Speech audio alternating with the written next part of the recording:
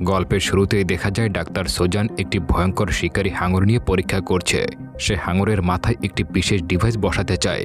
বাইরে থেকে হাঙরটিকে অচেতন মনে হলেও ভেতরে সে প্রচণ্ড ব্যথা অনুভব করছিল। কিছুক্ষণ পর সোজান হাঙরের মস্তিষ্ক থেকে একটি বিশেষ প্রোটিন বের করে। সেই প্রোটিন অ্যালজাইমার রোগীদের ক্ষতিগ্রস্ত মস্তিষ্কের কোষের সাথে প্রতিক্রিয়া শুরু করে দেয় এবং নষ্ট হয়ে যাওয়া কোষগুলো ধীরে ধীরে পুনরুজ্জীবিত হতে শুরু করে। এতে প্রমাণ হয় তাদের গবেষণা সফল হয়েছে। কিন্তু বিপদ তখনও শেষ হয়নি। একজন বিজ্ঞানী নিশ্চিত হয়ে হাঙরের কাছে গেলে হঠাৎ করেই সিগারেটের গন্ধে হাঙরটি জেগে ওঠে। পরিস্থিতি সামাল দিতে একজনে কাজ ভেঙে হারপুন গান বের করে। সোজান বুঝতে পারে গবেষণার ফল নষ্ট হয়ে গেলে সব শেষ, কারণ এখন পর্যন্ত সে এর জন্য $200 মিলিয়ন খরচ করেছে।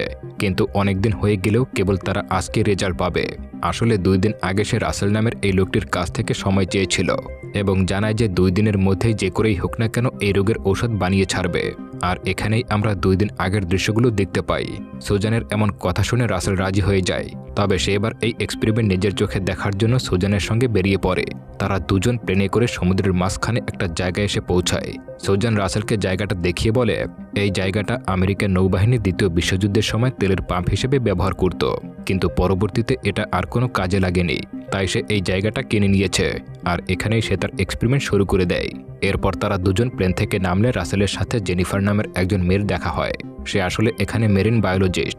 এরই মধ্যে তারা লক্ষ্য করে পানিতে নেমে কার্টার অনেক চেষ্টার পর একটা শার্কের মুখ থেকে টিনের বালতি বের করে উপরে উঠে আসে।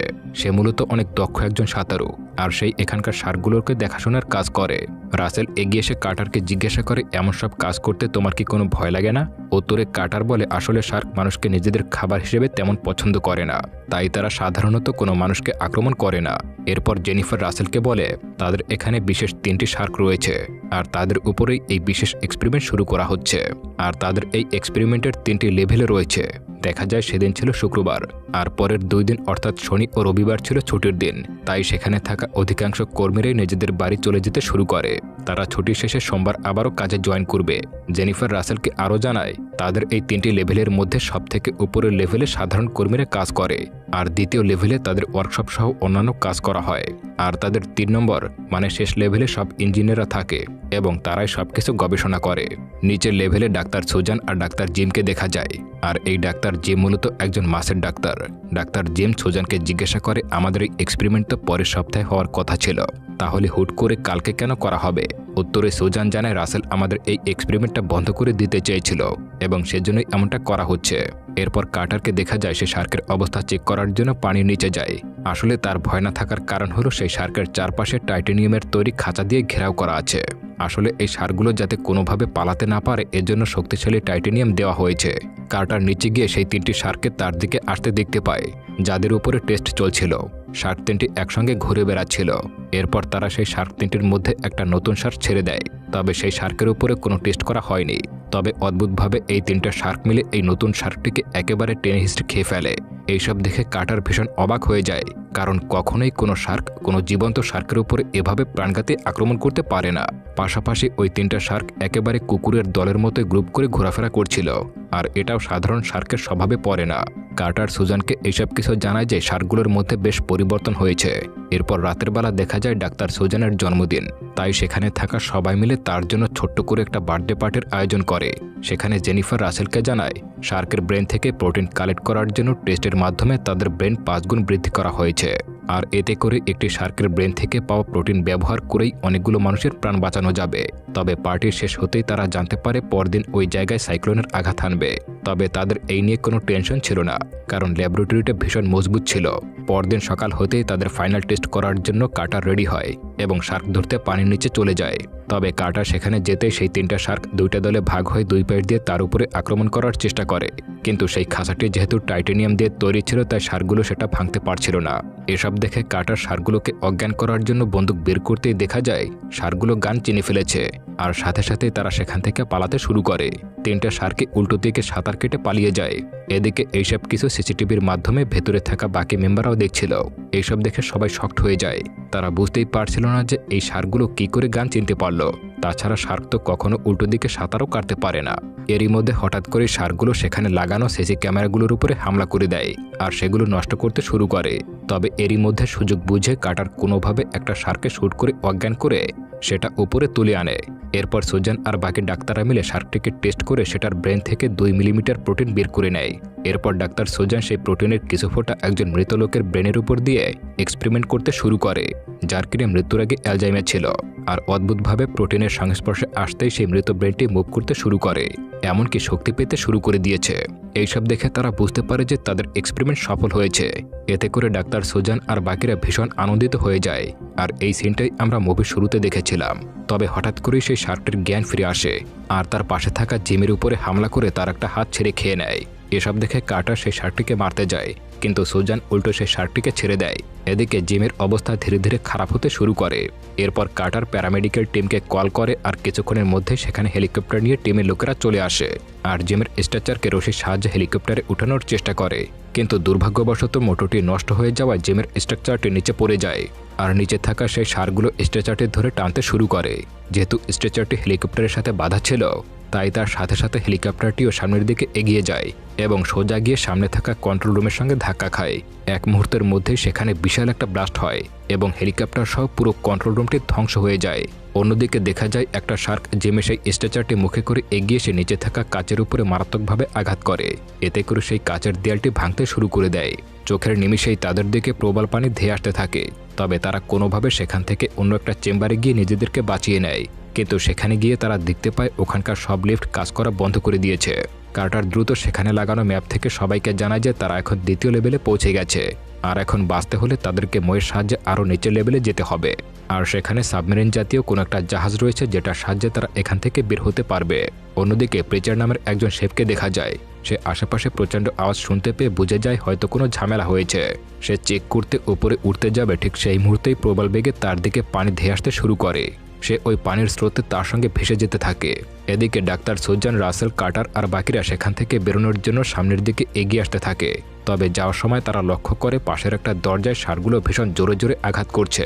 এসব দেখে তাদের বুঝতে বাকি থাকে না যে পাশের চেম্বারটিও পানিতে ডুবে গেছে। তাই তারা দ্রুত সেখান থেকে পালাতে থাকে, কারণ এবার সারগুলোর দরজা ভেঙে দিলেই পুরো রুমটা পানিতে ভরে যাবে। তাই তারা দ্রুত পাশের আর একটা চেম্বারে ঢুকে সেটার দরজা বন্ধ করে দেয়। এরপর রাসেল সুজানকে জিজ্ঞাসা করে এই সারগুলো এত শক্তিশালী কি করে হলো। উত্তরে সুজান জানায় তারা অনেক বেশি প্রোটিন পাওয়ার জন্য ওই সারগুলোর ব্রেন 5 গুণ বেশি শক্তিশালী করে ফেলেছিল আর সেই কারণে সারগুলোর বুদ্ধির সঙ্গে সঙ্গে 5 গুণ শক্তি বেড়ে গেছে। এইসব শুনে সেখানে থাকা সবাই তাদের এই অবস্থার জন্য সুজানকে দায়ী করতে শুরু করে। এরপর তারা সবাই দ্রুত নিচের লেভেলে চলে আসে, কিন্তু সেখানে এসে তারা দেখতে পায় তারা যে সাবমেরিনের মতো জাহাজের সাহায্যে এখান থেকে যাওয়ার কথা ভাবছিল সেটাও সারগুলো ধ্বংস করে ফেলেছে। অন্যদিকে প্রিজার্টকে দেখা যায় সে সারগুলোর হাত থেকে নিজেকে বাঁচানোর জন্য পানি থেকে উঠে একটা র্যাকের উপরে গিয়ে বসে পড়ে।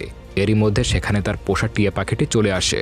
সে পাখিটিকে অনেক ভালোবাসত, তাই সে পাখিটিকে বাঁচানোর চেষ্টা করতে থাকে। কিন্তু হঠাৎ করেই একটা শার্ক এসে তার পোষা পাখিটিকে খেয়ে ফেলে।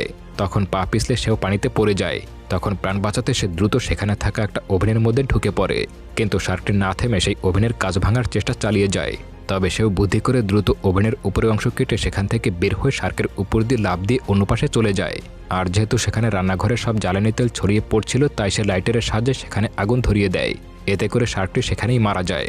এদিকে রাসেল সবাইকে বলে এখন বাঁচতে হলে ঝুঁকি নিয়েই এই পানির মধ্যে দিয়ে সাঁতার কেটে উপরে উঠতে হবে। কিন্তু পানিতে ভয়ানক শার্ক থাকার কারণে টম তার কথায় একদমই রাজি হচ্ছিল না। তখন রাসেল সবার মন শক্ত করার জন্য বেশ বড়সড় একটা ভাষণ দিতে শুরু করে। সে বলে আমাদের এখন একসাথে সবার জীবন বাঁচানোর জন্য লড়াই চালিয়ে যেতে হবে। কিন্তু এসব বলার মাঝে পেছন থেকে একটা শার্ক এসে তাকে মুখে করে টেনে পানির নিচে নিয়ে যায়। আর পানির নিচে গেলে সেখানে থাকা অন্য শার্কটিও রাসেলকে নিয়ে টানাটানি শুরু করে দেয়। ফলে তার শরীর 2 ভাগে ছিঁড়ে যায়। এইসব নিজের চোখে দেখে টম ভীষণ ঘাবড়ে যায় এবং সে জানায় যে সে এখান থেকে কোথাও নড়বে না। তখনই কার্টার এসে টমকে বলে তুমি নিশ্চয়ই জানো এই চেম্বারে মাত্র 7 টন পানির প্রেশার নিতে পারবে, কিন্তু যে হারে পানির প্রেশার বাড়ছে তাতে আর কিছুক্ষণের মধ্যেই প্রেশার 320 টন হয়ে যাবে। তখন এই চেম্বারে কোনো অস্তিত্বই থাকবে না। তাই বাঁচতে হলে ঝুঁকি নিয়েই আমাদের এখান থেকে বের হতে হবে। এরপর কার্টার লক্ষ্য করে তাদের পাশের চেম্বারে একটা মই রয়েছে, যেটার সাহায্যে তারা উপরে উঠতে পারবে। এরপর তারা সেই চেম্বারে যায়, কিন্তু হঠাৎ করে সেই চেম্বারে পার্টিশন ভেঙে সেখানে প্রচুর পরিমাণে পানি ঢুকতে শুরু করে। তবে কোনোভাবে তারা সেই চেম্বারের দরজা লক করে দেওয়া সেখানে পানি ঢোকা বন্ধ হয়ে যায়। এরপর তারা মই বেয়ে উপরে উঠতে শুরু করে, কিন্তু বিপদ এখনও কাটেনি। দেখা যায় পাশের চেম্বারে সারগুলো ঢুকে পড়েছে। এবং তাদের দরজা আঘাত করে সেটা ভেঙে ভেতরে চলে আসে। দরজা ভেঙে যাওয়ার কারণে পানির সাথে সাথে শার্কটিও তাদের দিকে উপরে উঠতে শুরু করে। এসব দেখে কার্টার যাওয়ার পথে একটা চেম্বারের দরজা খোলার চেষ্টা করে, যাতে করে পানি বাড়লেও আস্তে আস্তে বাড়ে। কিন্তু এতে করে হঠাৎ করেই মইটা ভেঙে নিচে পড়ে যায়, আর জেনিফার মই থেকে ছিটকে পানিতে পড়ে যায়। কার্টার তাকে বাঁচাতে এগিয়ে আসার আগেই শার্ক এসে জেনিফারকে খেয়ে ফেলে। এখন তারা তিনজন সেই চেম্বারের উপরে আটকে গেছে। একদিকে মই ভেঙে গেছে, তার উপরে আবার নিচের পানিতে এই ভয়ানক সারগুলো ঘুরে বেড়াচ্ছে। তবে এরই মধ্যে উপরে একটা দরজা খুলে সেখানে প্রেজার চলে আসে এবং একটা দড়ি নিচে ছুরি দিয়ে সবাইকে সেখান থেকে বাঁচিয়ে নেয়। এরপর ম্যাপ দেখে টম জানায় তাদের নিচের চেম্বারে একটা পাম্প রয়েছে এবং সেটা কোনোভাবে চালু করতে পারলে দ্বিতীয় লেভেলে থাকা সব পানি বের হয়ে যাবে। যদিও নিচের রুমটা পুরোপুরিভাবে পানিতে ডুবে গিয়েছিল, কিন্তু এখন তাদের হাতে আর কোনো উপায় নেই, তাই তাদেরকে এই ঝুঁকি নিতেই হবে। এরপর কার্টার আর টম নিচের রুমের পানির মধ্যে দিয়ে সেই পাম্প রুমের দিকে এগিয়ে যেতে শুরু করে। অন্যদিকে সুজান জানায় সে নিজের রুমে গিয়ে তার এক্সপেরিমেন্টের সব ডকুমেন্টস নিয়ে আসবে। এদিকে কার্টারকে দেখা যায় সে যাওয়ার সময় স্ট্রেচারে বাঁধা জিমির মৃতদেহ দেখে ভীষণ ভয় পেয়ে যায়। এরপর তারা দুজন সেই মেয়েটিকে খুঁজে বের করে এবং সেটা স্টার্ট করে দেয়।